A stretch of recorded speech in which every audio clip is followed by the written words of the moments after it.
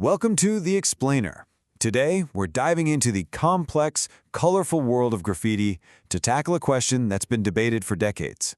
Is it art or is it a crime? All right, here's how we're going to break it down. First, we'll look at how the modern movement got started.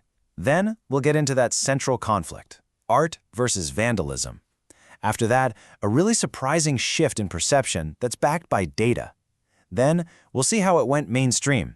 And finally, we'll explore its power as a tool for change. So, to really get a handle on graffiti today, you've got to go back to where the modern style first exploded onto the scene. This whole journey, it doesn't start in some clean, quiet gallery. Nope. It starts right on the gritty asphalt of the streets, fueled by this raw, undeniable hunger for expression and, just for recognition. The city itself became the canvas. The whole movement was lit by these really simple sparks. You have pioneers like Cornbread back in the 60s, and then Taki 183 in the early 70s, whose relentless tagging just ignited this citywide and then worldwide phenomenon. The goal was so simple: get your name up, be seen, and prove you exist in a city that can make you feel totally invisible. At its most basic, you have the tag. Think of it as a unique signature, the artist's calling card. It's really the foundation of graffiti culture. A quick, repetitive way for writers to make their mark. Okay, so a step up from that is the throw-up. It's bigger, it's bolder, and it's all about speed and impact. Usually you see these bubble letters, maybe a two-color scheme. The whole point is to get your name up on a wall, make it large, and do it fast. And then you get to the piece. And yes, that's short for masterpiece. This is where art completely takes over. We're talking complex lettering, a full spectrum of colors, intricate characters. These are not just signatures. They are full-blown productions that can take hours, even days, to get just right. And this evolution of style, from a simple tag to this incredible masterpiece, it lands us right in the middle of the central debate that's defined graffiti from the very beginning. And this is the core conflict right here. On one side, you have people who see it as art. It's self-expression, it's cultural commentary, it's a way to bring life to a forgotten, ugly wall. But on the other side, it's seen as vandalism, a crime, a mark of disrespect, and a sign of neighborhood decay.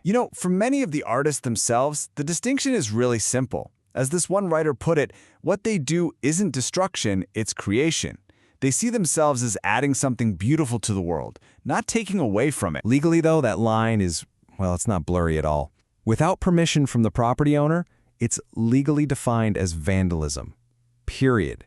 And that can mean fines or even jail time. But hold on. What if that simple binary, that art versus crime thing, is missing the bigger picture? There's a fascinating study out of Tucson, Arizona, that suggests the relationship is way more complex than we think. Okay, check this out. These are maps from that study. On the left, that's 2008. See all those dots? Each one is a police report for graffiti in one neighborhood, 52 of them. Now look at the right. That's 2018. The number of incidents dropped. A lot. But here's where the story gets really, really interesting. Over that exact same 10-year period, something else was happening in that same neighborhood.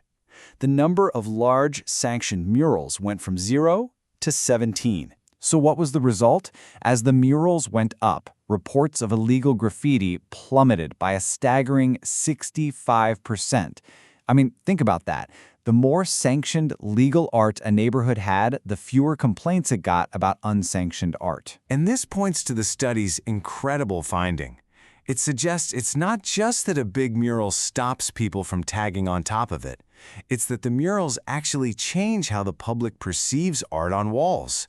As these beautiful murals become an accepted part of the landscape, that general stigma around graffiti itself seems to fade, and people just don't call the police as much. This growing acceptance totally paved the way for graffiti to move out of the shadows of the subway tunnels and right into the spotlight of mainstream culture. And the art form just exploded with creativity. It went so far beyond just spray paint. Now you've got everything from these mind-bending 3D illusions on sidewalks to incredibly complex sculptures made from foam and metal. And all of a sudden, graffiti wasn't just on subways, it was in high-end art galleries. And you had these huge brands like IBM and Sony adopting the style for massive ad campaigns, even paying artists to paint murals to sell their products. But okay, beyond the galleries and the ad campaigns, graffiti is absolutely held on to its rebellious spirit. It's become this incredibly powerful tool for social and political commentary. The artist Lady Pink just captures this spirit perfectly. She talks about being like pirates, defending the territory, that space you steal to paint on. It's this sense of defiance, of fiercely defending public space as a platform to make your voice heard. And you see this power all over the world. From the sides of the Berlin Wall to the Israeli West Bank barrier, graffiti gives a voice to the voiceless. As this mural in Amman shows, it can become a powerful symbol of identity, of cultural heritage, and a political statement for an entire community. Which really leaves us with this final, big question. In this complex world of public space, who ultimately gets to decide what it's worth? Is it the person with the spray can? The person who owns the wall? Or is it the community that has to live with it every single day? And that's The Explainer.